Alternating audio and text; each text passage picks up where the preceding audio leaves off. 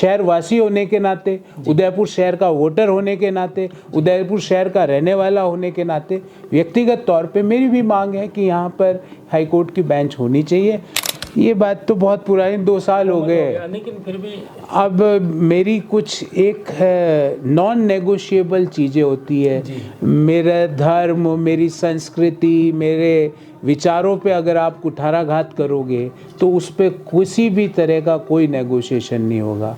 जब भगवान श्री राम के मंदिर के न्योते को आप ठुकराते हो तो मुझे लगता है कि राजनीतिक गुणाभाग छोड़ दीजिए, पर ये पाप का काम है और पाप का भागी मैं नहीं बनूंगा। आप 7.4% ग्रोथ को डेड इकोनॉमी बोलता है अगर कांग्रेस का एलओपी, तो इससे ज़्यादा राष्ट्र विरोधी या देश विरोधी बात क्या हो सकती है?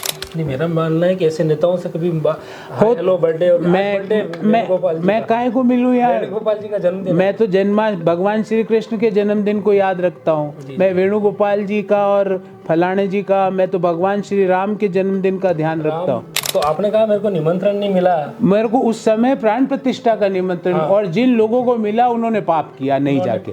प्रधानमंत्री जी का और सरकार का मानना है कि भारत की अगली विकास यात्रा टियर 2 और टियर 3 शहरों, अर्थात भारत की अगली विकास यात्रा उदयपुर, राजसमंद, पाली जैसे शहरों से निकलेगी। तो क्रिएटर्स इकोनॉमी को ताकत देने के लिए ऑरेंज इकोनॉमी का प्रावधान भी इस बजट में किया गया है। तो आपके सवाल का जवाब है, जो घोषणाएं करी उनके एग्जीक्यूशन और जो नई चीज़ें हैं जैसे सेमीकंडक्टर है, इलेक्ट्रॉनिक्स है, क्लस्टर की डेवलपमेंट अप्रोच है, एमएसएमईज है, ऑरेंज इकोनॉमी है, इन पे भी काम इसका प्रावधान इस बजट में किया गया है। नहीं, देखिए, जो जिस तरह से प्रधानमंत्री जी फैसले ले रहे हैं और आज इतने जियोपॉलिटिकल टेंशन्स के बावजूद दुनिया भर में 7 वॉर्स चल रहे हैं दुनिया भर में, उसके बावजूद दुनिया भर के सप्लाई चेन के कॉन्स्ट्रेंट्स के बावजूद भारतीय अर्थव्यवस्था दुनिया की सबसे तेज़ी से बढ़ती हुई अर्थव्यवस्था बनी हुई है।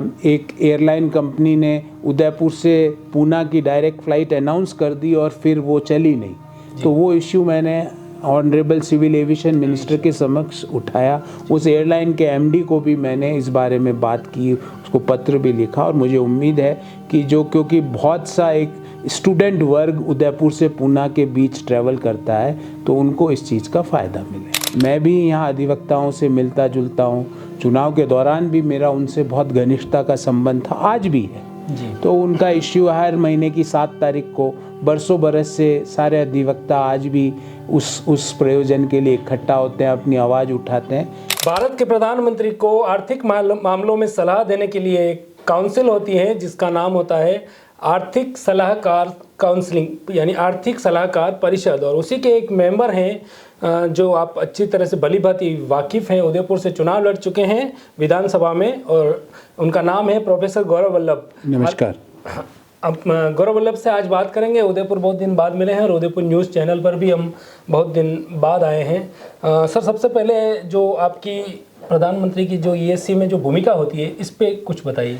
जो इश्यूज़ भारत के आर्थिक महत्व के होते हैं उसके ऊपर प्रधानमंत्री जी ईएससी के अंदर चर्चा करते हैं, और इस काउंसिल में मेंबर्स होते हैं जो अपने इनपुट्स देते हैं आर्थिक इश्यूज़ पर, और उन इश्यूज़ को संज्ञान में लेकर आगे की चीज़ें निर्धारित प्रधानमंत्री करना चाहें तो करते हैं। ये इसका एक प्रारूप है आर्थिक इश्यूज़ पे प्रधानमंत्री जी का थिंक टैंक टाइप।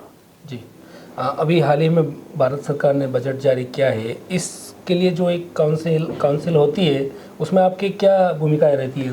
देखिए, बजट से पूर्व काउंसिल की मीटिंग होती है, उसमें आप अपने सुझाव रखते हैं।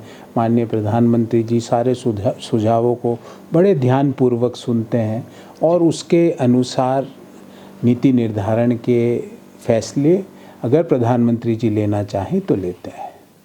अच्छा, अभी हाल ही में बजट जो हुआ है इसमें विशेष किन मुद्दों पर? देखिए, 3 मुद्दे हैं। एक तो मैन्युफैक्चरिंग को फोकस देने का इस बजट में प्रावधान किया गया है। इंडियन सेमीकंडक्टर मिशन हो, इलेक्ट्रॉनिक्स मैन्युफैक्चरिंग हो, इसको ताकत दी गई। दूसरा, जो छोटे और सूक्ष्म और कुटीर उद्योग है, MSMEs जिसको कहते हैं, उसके लिए 10,000 करोड़ का इक्विटी सपोर्ट का प्रावधान किया गया। तीसरा, जो टियर 2 और टियर 3 शहर है, जैसे उदयपुर, बांसवाड़ा, डूंगरपुर, राजसमंद, पाली, इनके लिए 5,000 करोड़ रुपए पर शहर के लिए आवंटन करने का फैसला इस बजट में लिया गया है, क्योंकि प्रधानमंत्री जी का और सरकार का मानना है कि भारत की अगली विकास यात्रा टियर 2 और टियर 3 शहरों, अर्थात भारत की अगली विकास यात्रा उदयपुर, राजसमंद, पाली जैसे शहरों से निकलेगी। आपने कहा छोटे शहरों का भारत के विकास में योगदान होना ज़रूरी है और इनका विकास ज़रूरी है, तो आप मानते हैं कि इनका फिर गांवों से जुड़ाव कैसे होगा? गांवों का भी तो नहीं, ग्रामीण अर्थव्यवस्था पे तो जैसे जी राम जी एक्ट आया है, 95,000 करोड़ से ज़्यादा रुपये इस बजट में जी राम जी एक्ट के लिए प्रावधान किया गया है। ग्रामीण विकास के लिए जो हॉर्टिकल्चर के क्रॉप्स हैं उन पे फोकस का कार्यक्रम किया गया है। तो एग्रीकल्चर जो बजट है उसमें प्रावधान किया गया है।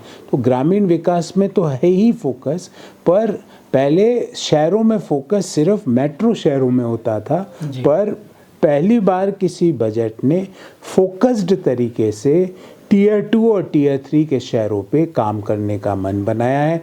टियर 2 और टियर 3 के शहरों में आधारभूत संरचना का कैसे डेवलपमेंट किया जाए, इसका प्रावधान इस बजट में किया गया है। अगला एक दशक उन कामों के लिए होगा जो अब तक सरकार ने घोषणा की है। नई बड़ी घोषणाओं से बेहतर है कि उन पे काम किया जाए, ऐसा आप मानते हैं? जी, और कई नए इश्यूज भी निकाले गए, जैसे दुनिया की कोई अर्थव्यवस्था ने ऑरेंज इकोनॉमी को रियलाइज नहीं किया, जो क्रिएटर्स की इकोनॉमी है। आप जैसे एक क्रिएटर हैं, आपका यूट्यूब आपका चैनल है, आपका प्रसारण होता है, तो क्रिएटर्स की इकोनॉमी को ताकत देने के लिए, ऑरेंज इकोनॉमी को ताकत देने के लिए भी इस बजट में व्यवस्था की गई है।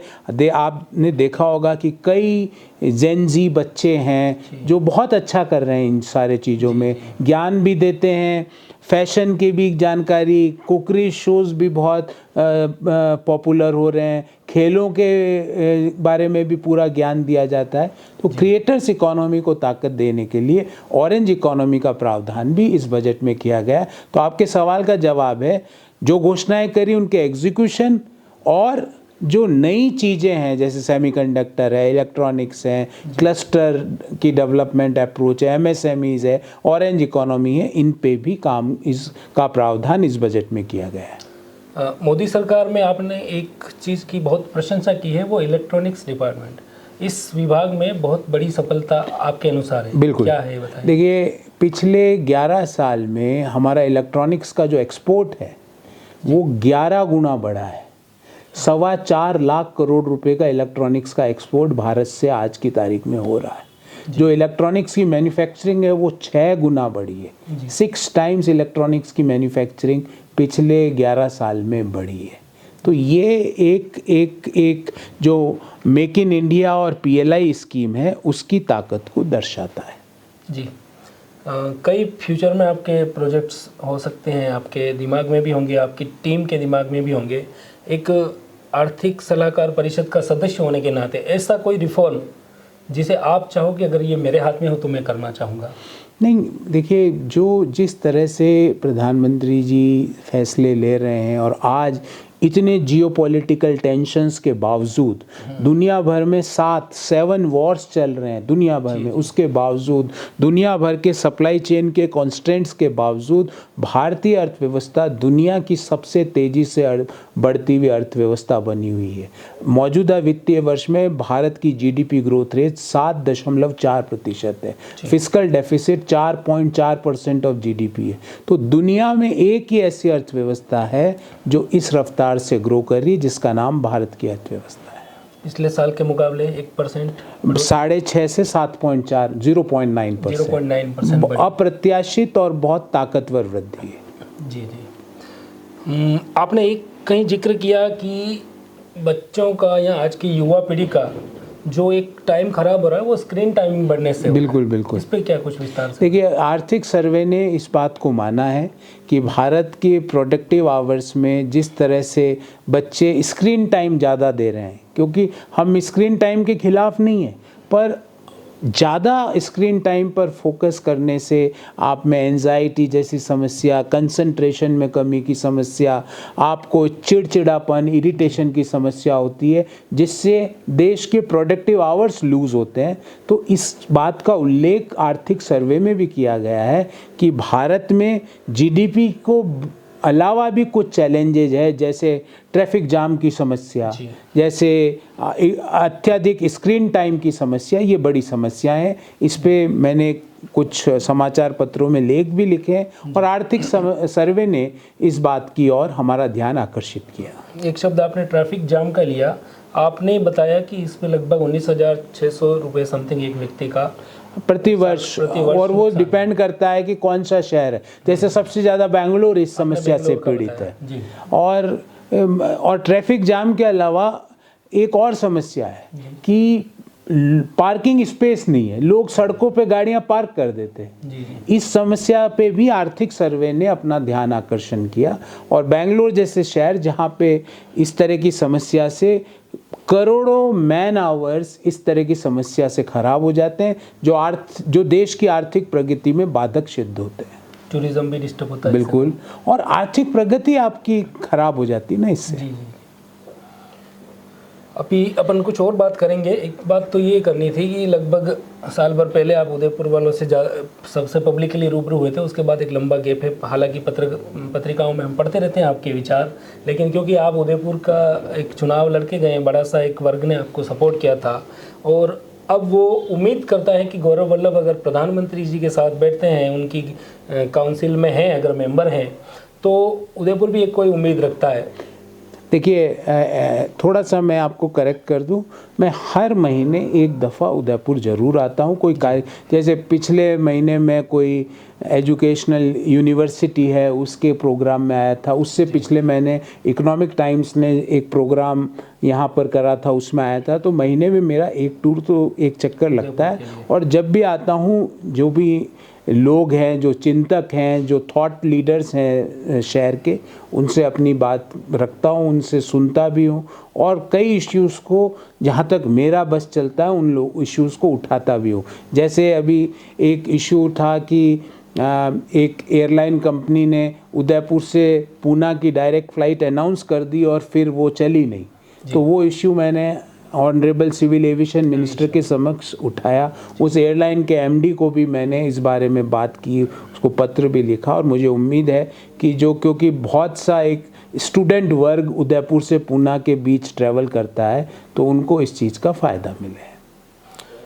अगर उदयपुर की जनता की तरफ से मैं देखूं तो उदयपुर से गौरव वल्लभ, कहीं और से नहीं, उदयपुर से गौरव वल्लभ आज दिल्ली में बैठे हैं। और उदयपुर की एक सबसे बड़ी समस्या है जिसकी लड़ाई लंबी चल रही है, सालों से दिग्गज लोग लड़ते आए हैं, वो है हाई कोर्ट बेंच लाने की समस्या। हालांकि आपका विषय नहीं हो सकता है, लेकिन जिस ओहदे पर आप हैं उससे उदयपुर उम्मीद कर सकता है कि आप इसमें क्या। देखिए, ये तो जनप्रतिनिधि जो यहाँ के हैं, चुने हुए सांसद हैं, वो इन चीज़ों पे अपना मंतव्य रखें। हाँ, मैं ये आपके माध्यम से एश्योर कर सकता हूँ कि जो भी मेरी तरफ से बन पड़ेगा, क्योंकि मैं भी यहाँ अधिवक्ताओं से मिलता जुलता हूँ, चुनाव के दौरान भी मेरा उनसे बहुत घनिष्ठता का संबंध था, आज भी है जी। तो उनका इश्यू हर महीने की 7 तारीख को बरसों बरस से सारे अधिवक्ता आज भी उस प्रयोजन के लिए इकट्ठा होते हैं, अपनी आवाज़ उठाते हैं। तो ये व्यक्तिगत रूप से मैं कहूँ, शहरवासी होने के नाते, उदयपुर शहर का वोटर होने के नाते, उदयपुर शहर का रहने वाला होने के नाते, व्यक्तिगत तौर पे मेरी भी मांग है कि यहाँ पर हाई कोर्ट की बेंच होनी चाहिए।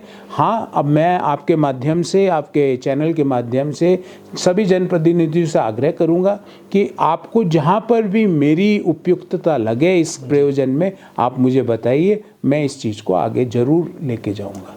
नहीं, देखिए, जनप्रतिनिधि की बात है तो कल आप चुनाव लड़ रहे थे, तब भी आप जनप्रतिनिधि थे ही एक तरह से। अगर कल फिर मौका मिला तो फिर आप देखिए, जो जनप्रतिनिधि जीते हुए हैं, जो संसद में है, जो विधानसभाओं में है, उनको एक कंसेंसस यूनैनिमस होके एक अप्रोच के थ्रू इस काम को करना चाहिए। मैं मानता हूँ कि इसकी ज़रूरत है और मैंने इस बारे में अपने विचार कई प्लेटफॉर्म में 2023 में भी रखे, 2024 में भी रखे और आज पुनः कहता हूँ कि जो मैं कर पाऊँगा वो मैं ज़रूर करूँगा। पर मेरा आग्रह ये रहेगा सभी लोगों से कि इसके लिए सभी जनप्रतिनिधियों को एक साथ बैठ के एक यूनैनिमस कंसेंसस से इस इशू को आगे बढ़ाना चाहिए।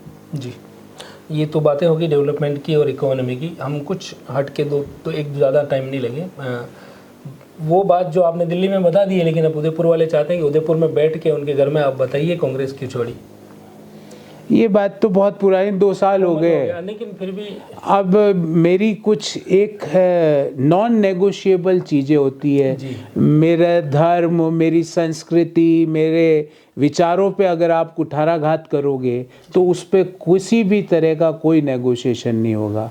जब भगवान श्री राम के मंदिर के न्योते को आप ठुकराते हो तो मुझे लगता है कि राजनीतिक गुणा भाग छोड़ दीजिए, पर ये पाप का काम है और पाप का भागी मैं नहीं बनूंगा। जी, आप कहीं कहीं बहस में कुछ नेताओं के, आप उनकी पार्टी के उस टाइम आपके साथ थे, अब आप उनसे कुछ नफरत भी करते हुए ऐसे करते, कोई ऐसा मिलता है? अगर मेरा देखो किसी से नफरत नहीं है, मेरा मतभेद है उनसे कि वो भारत की संस्कृति के खिलाफ है, वो भारत की विकास के खिलाफ है। आप 7.4% ग्रोथ को डेड इकोनॉमी बोलता है अगर कांग्रेस का एलओपी, तो इससे ज़्यादा राष्ट्र विरोधी या देश विरोधी बात क्या हो सकती है? 7.4% की ग्रोथ को डेड इकोनॉमी बोलते हो। दुनिया भर में आप भारत का लोहा माना जा रहा है, भारत के विकास का, आप भारत को मृत इकोनॉमी बोलते हो। मानसिक रूप से मृत व्यक्तियों को भारत की इकोनॉमी मृत दिख सकती है। वो आंकड़े मानते हैं जो आप बता रहे हो? देखिए, अब उन आंकड़ों में वो माने या नहीं माने, पर भारत की इकोनॉमी तो सत्य है ना, दुनिया भर के लोग इस इकोनॉमी को मानते हैं। अच्छा, एक और सवाल था, एक किसी ने आपको कहा था कि कांग्रेस में आप मदन मोहन मालवीय बनने की कोशिश। नहीं, वो छोड़ दीजिए वो बातें। देखिए, जब आप अगर उसी पे आपने कहा कि फला आदमी का तो मैं नाम नहीं लेना। हाँ, मैं नहीं लेना, मैं काहे को मिलूंगा यार, पर कोई मिल जाए, क्रॉस हो जाए तो मेरे कोई ऐसा तो है नहीं कि मैं गाली देता हुआ निकलूंगा। जैसा कि आज राहुल गांधी जी ने एक केंद्रीय मंत्री को गद्दार बोला, मेरी तो वो सभ्यता है नहीं। तो मैं तो इस तरह की बातें कर नहीं सकता। पर अगर आप संस्कृति की, धर्म की, सनातन की बात करो तो वो कोई भी बात पार्टी विरोधी नहीं हो सकती, ऐसा मेरा मानना है। नहीं, मेरा मानना है कि ऐसे नेताओं से कभी हेलो बर्थडे और मैं काहे को मिलूं यार? वेणुगोपाल जी का जन्मदिन, मैं तो भगवान श्री कृष्ण के जन्मदिन को याद रखता हूँ। मैं वेणुगोपाल जी का और फलाने जी का, मैं तो भगवान श्री राम के जन्मदिन का ध्यान रखता हूँ। राम मंदिर गया? कई बार गया। तो आपने कहा मेरे को निमंत्रण नहीं मिला। मेरे को उस समय प्राण प्रतिष्ठा का निमंत्रण, और जिन लोगों को मिला उन्होंने पाप किया नहीं जाके। एक लास्ट सवाल, आप जल्दी में लग रहे हैं। अभी आखिरी सवाल यही है कि आप जिन लोगों को उदयपुर यहाँ छोड़ के गए, जो आपके साथ में चुनाव वगैरह दौड़े हैं, वो क्या फ्यूचर देखते हैं जो मन से दौड़े हैं? हालांकि किसी और पार्टी, मेरी उनको सब जीवन पर्यंत शुभकामनाएं हैं उनके साथ, और मैं उनको कहूँगा अपने अंतरात्मा की आवाज़ सुने। जो उनकी संस्कृति, जो उनके धर्म, जो उनकी परंपराओं के खिलाफ है, उन लोगों के साथ, वैसी आइडियोलॉजी के साथ ना रहे। एक लास्ट, राहुल गांधी की जो पुस्तक का जो कल संसद में विवाद चल रहा है, नरवने वाली, उस पर क्या कहेंगे? जो पुस्तक पब्लिश नहीं हुई, जिस पुस्तक के बारे में हाइपोथेटिकल बातें अगर संसद में खड़े होकर भारत का एलओपी करता है तो ये निंदनीय है। Thank you very much. बहुत बहुत धन्यवाद।